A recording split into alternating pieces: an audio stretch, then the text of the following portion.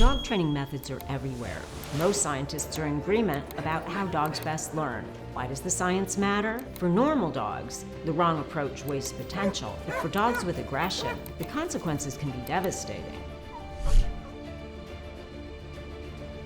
Hi, I'm Dr. Stephanie Bourns-Weil. I'm a board-certified veterinary behaviorist, clinical assistant professor at the Cummings School of Veterinary Medicine at Tufts University, and head of the behavior service. We treat dogs and cats dealing with a variety of issues such as anxiety, phobias, and aggression. First, what is aggression? For most of the aggressive dogs we see at the behavior service, aggression is motivated by misplaced fear. Imagine a dog seeing an 18-year-old Shih Tzu or a kid on a scooter and reacting as if confronted by a grizzly bear. What may be a defensive reflex initially can also become a learned response. Dogs may learn, hey, every time I act crazy scary, the Shih Tzu and the kids hightail it out of here. Effective training gives a dog a plan, and with a plan comes confidence, a reduction in fear, and better choices. Hi, I'm Sandra Robbins. I'm a certified veterinary technician and I work in the behavior department at Tufts University. I'm also a certified professional animal trainer. For our approach to be effective, we have to start in safe environments where the dog can learn new skills without stress. I might start in the house, or in the backyard, or even at the far end of a field where dogs are 100 yards away. As a dog builds confidence, we then gradually increase the challenge by introducing new environments. Think about how astronauts train. They start in a simulator before blasting off to the moon. There are two fundamental aspects of training that every dog owner should know about: operant conditioning and classical conditioning. Operant conditioning. This is what most people think of when they hear training, and it has four main parts, also known as quadrants. One thing to note, positive simply means the input of something, whereas negative means the removal. Positive reinforcement. An example would be you say sit. Your dog sits. You give her a treat.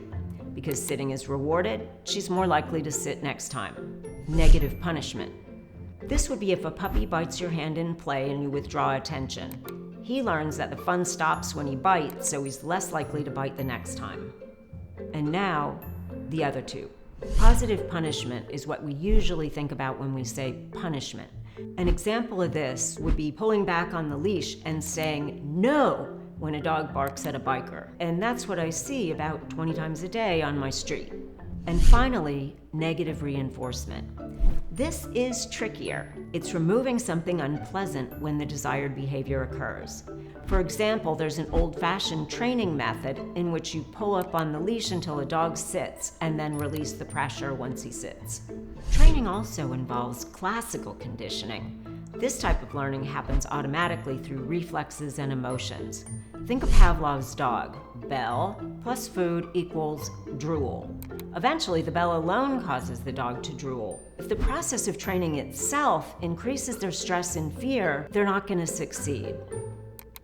Studies show that positive reinforcement and negative punishment are just as effective, if not more so, than methods that use positive punishment. Research also shows dogs experience less stress during training and feel less anxious with the trainers. One study even found that dogs trained with rewards are more optimistic than those trained with punishment. For dogs whose aggression is motivated by fear or anxiety, positive reinforcement and negative punishment become even more important. Two reasons why. First, when a dog feels the pinch of the prong collar while lunging at another dog, he associates the pain with the presence of the other dog. His fear is increased, even though his lunging stops. Second, back to operant conditioning. The prongs stop his lunging, but the punishment does not tell him what he should be doing instead.